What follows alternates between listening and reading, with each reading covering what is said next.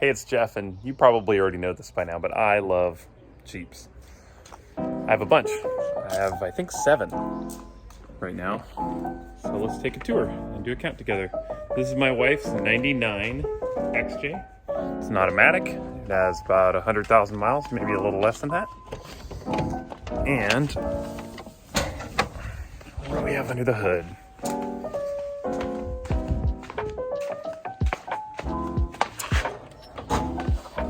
This beautiful, it's got my name right on it. This beautiful engine that I worked really hard on because it wasn't maintained great before. Even though it's low mileage, it was pretty bad. So, what is this? 2 more XJs. This is my main off-roader right now. This is my also 99 XJ, 4-liter. 4-wheel drive, stick shift. This one has, well, it says 277,000 miles, but I drove it around with a bad steering or a speedometer gear for a long time. So it's actually more than that. I have 2018 Rubicon wheels and tires on it. Warren winch bumper, the Euro kit so that I don't have those amber lights. And then this mini-built rear bumper that I'm somewhat happy with. I don't love it. It doesn't adjust. It doesn't latch well. The adjuster doesn't work right. Since new. Oh man, so the first time I took it off-roading after I built all this stuff, I did that. Oh, it hurts. This is not mine. This is actually my friend Josh's, but it used to be mine. It's a 93 4-wheel drive automatic 4-liter. I got it for $1,300 because I thought I had a rod knock. Tried to tell him it was a cracked flywheel because the sound went away. Look at that old sticker. The sound went away when you revved it up.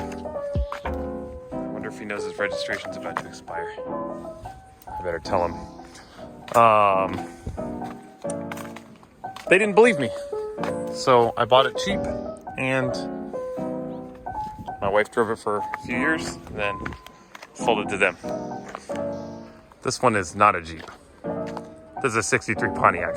But if you don't know the Wagonator by now, you're probably just joining me.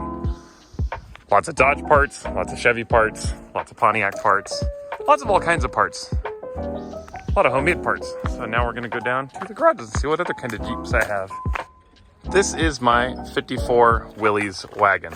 I got this one running and driving. Spent weeks going through the axles and brakes. Every little hose and clip is new. And then I was driving it around and I parked it and it started leaking coolant. Uh-oh. There we go. It started leaking coolant. And so I opened the hood, and as I was opening it, the radiator cap blew off and it just scalded me. Badly. Like, emergency room badly. Kind of Virgen de Guadalupe, I think. One of the mini Marys. But yeah, this is a cool thing. It had been repossessed and auctioned off, and there was a huge stack of paperwork. It ended up costing me about $800 in registration. It's in good shape. It needs some glass. I don't know why there's holes like this on both sides, except this is all rusted out. So it needs some real work, but I have it non-opt now, so there won't be a bunch of fees on it. So I think we're up to 3 Jeeps that are mine. Let's go look for some more. The pumpkin. This one I'm a little sad about. The transmission's leaking really bad. And now it's been sitting here for long enough that it has a couple flat tires. Probably clean this thing up today. So this I got from a guy who has a huge collection of Jeeps. I met him and he was wearing a Tierra del Sol shirt. And I said, "Oh, are you a Jeep guy or a Toyota guy?" He scowled at me and he said, "I'm a Jeep guy." I'm like, "Oh, me too. I have 6 or 7 Jeeps." "Oh, that's a good start for someone your age. I have a few old ones for sale. If you know about old Jeeps." I said, "That's all I know about. It's old Jeeps." So here we have the 74 Wagoneer, the pumpkin. Unfortunately, I don't know those license plates, but this is pretty cool. I wish someone hadn't tried to paint all the stainless black, but it's in good shape. There's an extra driver's seat and all the seats have recently been recovered. Here's what makes this one special. This actually has Dana 44s front and rear, and it has an AMC 401 V8 and a Turbo 400 and an NP 205 transfer case. So pretty much the beefiest of all combos. Oh, there's another Jeep back there. We'll look at that in a minute. There's a couple more down here. Let's go look at those. This one was found cheap with major cooling system problems, needed a head gasket and stuff. But my buddy Tony bought it.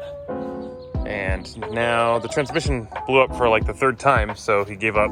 And it sat here for a long time after we pulled it out. That's me. And another old sticker. Yeah, so the transmission's out of it. That's another four-wheel drive. Oh boy, door panel's off. There it is. Yeah, four-wheel drive. This one's auto. And it is a ZJ, which is a lot like an XJ, but a little more luxurious. And it has rear coil springs and rear disc brakes. I prefer the rear drums, but people like disc brakes for some reason. And yeah, I guess I've agreed to buy this from him for a discounted rate, but I haven't paid him yet, so I should probably do that soon. Here's the beauty. Just ignore the fact that the tires are pointing at each other. When I backed it in here, the tie rod snapped, but not relevant. So this thing got a frame-off restoration of the frame. Then the cab got put back on and we were wiring it. And my buddy had converted it to V6. And then when we went to turn it over to line up the spark plug wires, the engine was seized. At some point it got filled with water. So it ended up sitting in my yard for a couple of years and then I traded him. So I love the FC. As you can see on my shirt. Oh, FC with legs. Oh, let's see, I think the Jeep I've had the longest right now is that other one up there. Yes, my 73 Jeep DJ5C Dispatcher. This is my right-hand drive Jeep. It is currently registered. It has some of my oldest stickers on it. And I've probably had 5 different paint jobs on this thing. You can see it used to have the big star on the side. That said Lakeside Water District when I got it. You can still see that under that. This thing's had like a few different paint jobs, but this one was for the Gambler a couple of years ago. And yeah, I've put over 100,000 miles on this Jeep. It's probably seen 500,000 plus because it is hammered. And I've rolled it. I rolled it onto this side. Okay, it's all going. Just all right. There we go. Yeah!